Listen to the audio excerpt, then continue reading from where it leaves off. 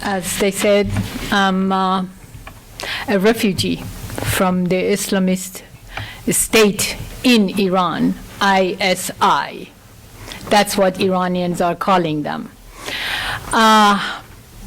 I was going to talk about human rights in Iran, how these past few months, hundreds of women's faces have been distorted and blinded by throwing acid at their faces because the clergies have said their hijab is not good enough. How they have been hanging women because this one woman who was accused of killing the man because he was raping her. And she would have been hung if she was raped, and she was hung because he stopped the raping. I was going to talk about the wards, the clergy wards in the prisons of Islamic state in Iran. Many clergies who are in prisons, one of the most prominent of them, Ayatollah Burujerdi, has now been, after years in solitary imprisonment and torture, they have now transferred her to what you call where he would be hung soon. And about the rapporteur reports, United Nations rapporteur, who said Iran is the top violator of human rights in the world. So, but today is 24th of November, and we have we're trying to. Mr. Obama and Khamenei are trying to get along, and together probably give and take. President Obama needs a good foreign policy medal or something, and Khamenei is not willing to give it to him. Everybody knows. Last year about this time, Mr. Kerry announced that we know Iranian regime plays game and keeps dragging on the negotiations. We're not going to do this at the end of the 6 months. If we don't have a deal, we don't have a deal, and that's it, the end of the discussions. But the 6 months ended, and four more months was dragged on, added to it, which is today ends, and I hear the talks about that they're going to be extending it to December, maybe a couple of months more. So, and after that, they're going to drag it on again a few more months, because this is the way the Sharia clergies of Iran work.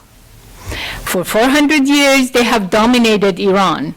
For 50 years, their power was removed, and they were very angry. Who were they angry at? United States, because United States was supporting education, economy, sovereignty of Iran, and modernity. And who was the man who did those? The Shah, the modernist dictator, servant of the imperialist United States, the great Satan.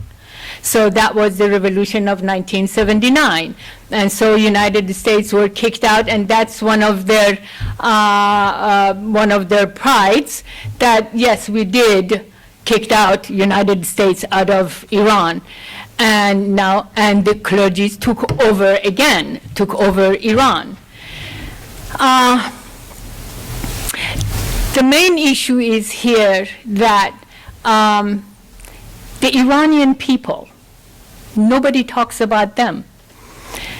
75 million, 80% of them are under 35 years or 40 years old. They're educated, they're modern, they don't want to live under Islamic regime. They want democracy, they want freedom, but who's supporting them?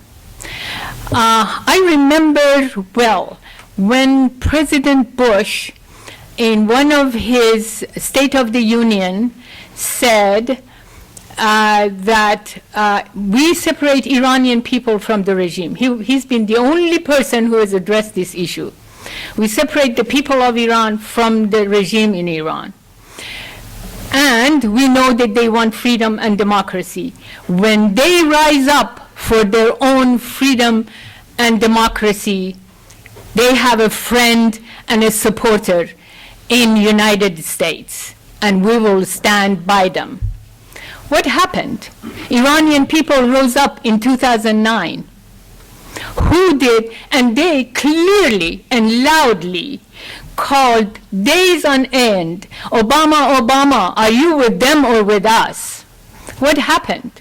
What happened to America who promised, this is the question, who promised they will stand with us? But America stood with Khomeini, with them, not with the people. Mr. President Obama came in front of the White House and said, non-interference. What does that mean? To the people of Iran, it means carte blanche to the regime to kill, to torture, to imprison, to keep in poverty the people of Iran. These are the issues that nobody talks about. In 1979, when the so-called revolution happened in Iran, maybe, I was there. I was living in Iran at that time. And I have family, I have friends in Iran. At that time, Iran had 35 million population. 1 million, according to the Western media, 1 million marched. 34 million pro-America silent majority were there. Nobody has ever talked about or addressed that issue. So Iran fell to the hands of the Islamist Khomeini, while the Iranian people were highly educated and had fought in a revolution against the influence of the clergies. But the West doesn't know these kind of stuff. So right now today, 75 million population of Iran, 80% are under 35 or 40 years old. They're highly educated. They want freedom and democracy. And out of these 85 million who want freedom and democracy, who is supporting them? Are they getting any support from anyone?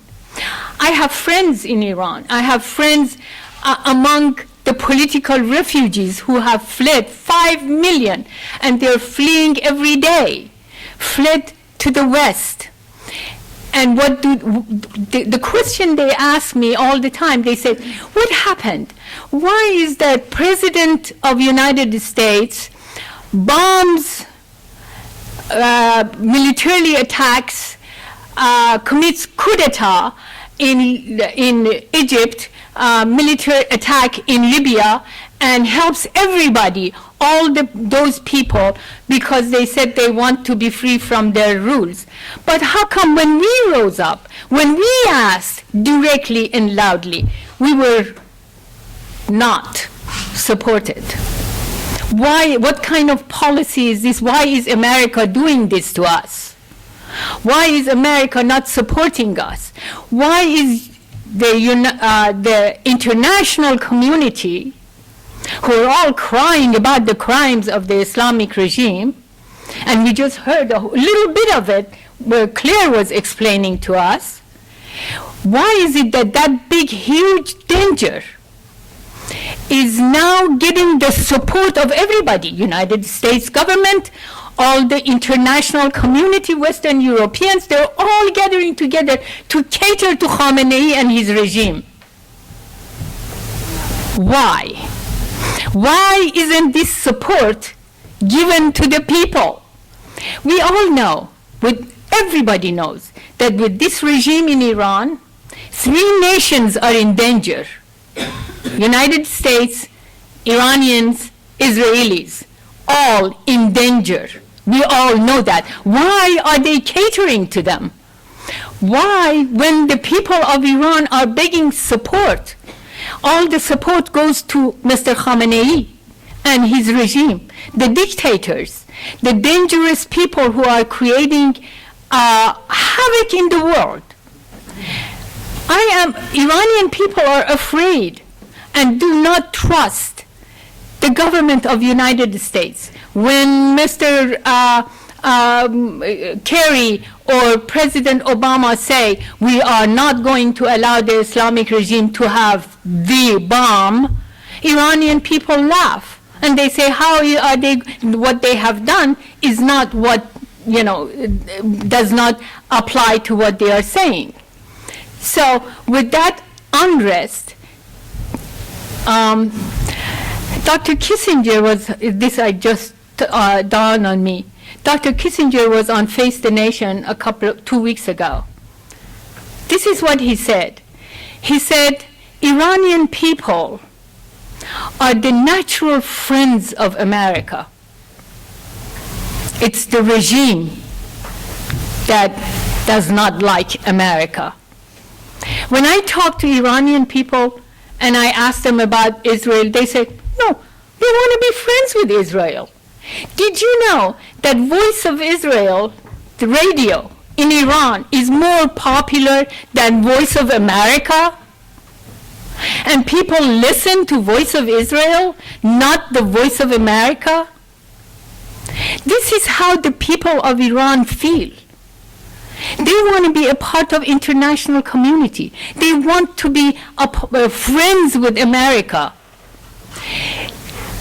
But Khamenei wants to keep Iranians isolated.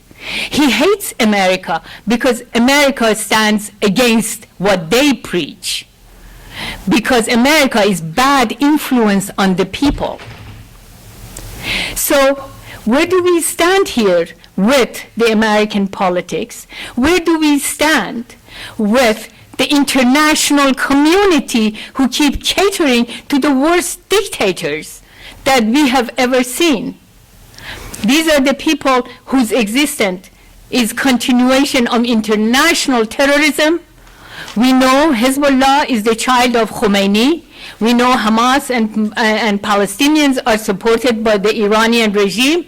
We know that terrorism by Revolutionary Guards, they're all there to continue havoc throughout the world, even in South America, against the United States. We know that Iranian people are suffering under the human rights under this regime, and we all know that the nuclear bomb in the hands of these people should not be. Now, is the international community and United States going to stand with the people of Iran or with the regime, Mr. Khamenei? Thank you.